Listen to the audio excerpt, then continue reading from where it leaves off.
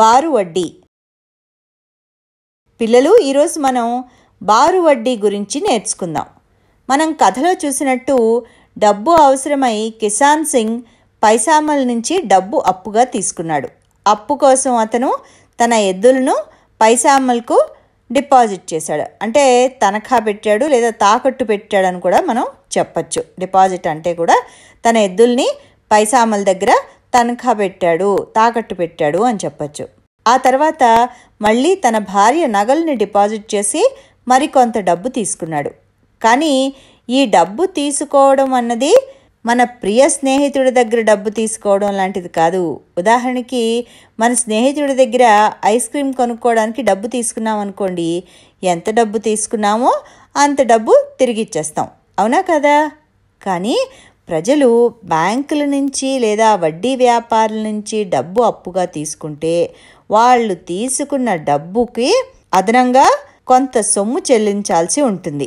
ఈ అదనపు సొమ్ము బ్యాంకు లేదా వడ్డీ వ్యాపారికి లాభం అవుతుంది. పైసామల్ ప్రజలకు అప్పులు ఇచ్చేవాడు, అంతేకాదు వాళ్ళ నుంచి అదనపు సొమ్ముని వసూలు చేసేవాడు. అదే అతని లాభం. ప్రజలు తిరిగి అతనికి సొమ్ము చెల్లించలేదనుకోండి, తీసుకున్న సొమ్ము వాళ్ళకి సంబంధించిన వస్తువుల్ని అతను తీసేసుకునేవాడు. ఈ విధంగా అతను ధనవంతుడయ్యాడు. కానీ బ్యాంకులు కూడా రుణంగా సొమ్ము తీసుకుంటే అదనంగా సొమ్ము వసూలు చేస్తారు. మరి అమన్కు రుణం కోసం పైసామల్ దగ్గరికి వెళ్లకుండా బ్యాంకుకు వెళ్ళాలి అనే ఆలోచన ఎందుకు వచ్చింది? ఎందుకంటే పైసామల్ వసూలు చేసే అదనపు సొమ్ము కంటే బ్యాంకులు వసూలు చేసే అదనపు సొమ్ము తక్కువ. మరి మనం అప్పుగా తీసుకున్న సొమ్ముపై ఎంత అదనపు సొమ్ము చెల్లించాలి? ఇది దేనిపై ఆధారపడి ఉంటుంది? పైసామల్ తన తండ్రి దగ్గర నుంచి మొత్తం ఆస్తిని తీసేసుకోకుండా కాపాడడానికి బ్యాంకు రుణం సరైన ఆలోచన అని అమన్ ఎలా గుర్తించగలిగాడు? ఇది అర్థం చేసుకోవడానికి ప్రయత్నిద్దాం. మనం ఏదైతే సొమ్ము అప్పుగా తీసుకుంటున్నామో ఆ అప్పుగా తీసుకున్న సొమ్ముని అసలు లేదా అప్పుగా తీసుకున్న మొత్తం అంటారు.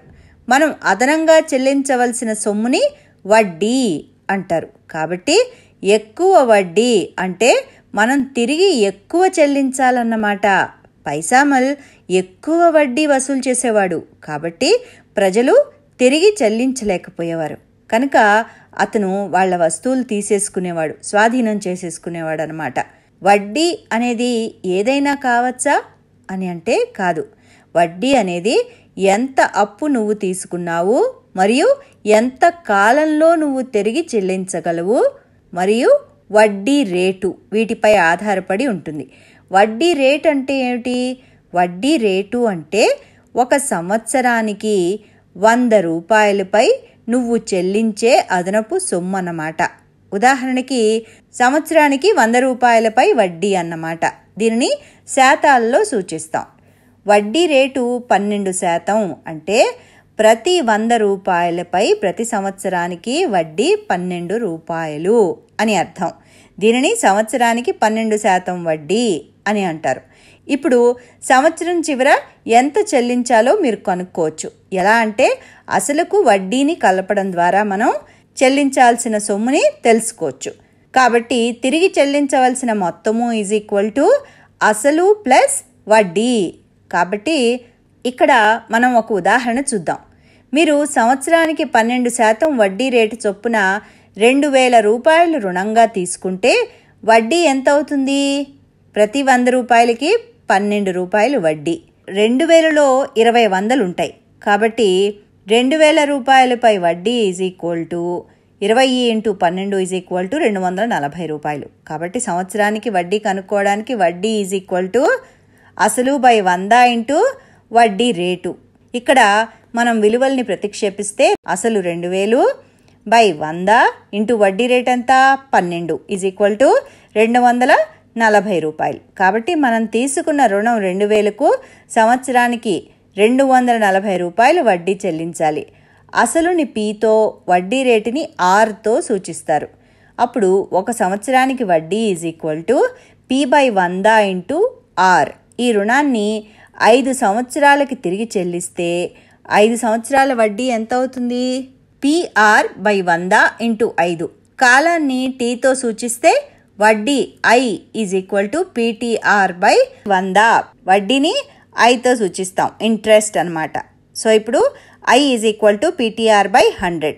కథలో 10,000 రూపాయలపై పైసామల్ వడ్డీ 2,500 రూపాయలు డిమాండ్ చేయడం విన్నాడు. అప్పుడు అమన్ తనలో తను వడ్డీ రేటు లెక్కించుకున్నాడు. P = 10,000, T = 1 సంవత్సరం, I = 2,500 రూపాయలు. ఈ విలువలన్నింటినీ సూత్రంలో ప్రతిక్షేపించి Rని కనుక్కున్నాడు. అంటే 2,500 = 10,000 × 1 × R/100 లేదా 2,500 × 100 = 10,000 × R లేదా 2,50,000 / 10,000 = R. 25 R అవుతుంది. వడ్డీ రేటు 25%. ఇది బ్యాంకు వసూలు చేసేదానికంటే రెట్టింపు కంటే ఎక్కువ. కాబట్టి అమన్ గ్రామస్తులకి బ్యాంకు రుణం కోసం వెళ్ళవలసిందిగా తన ఆలోచనని చెప్పాడు.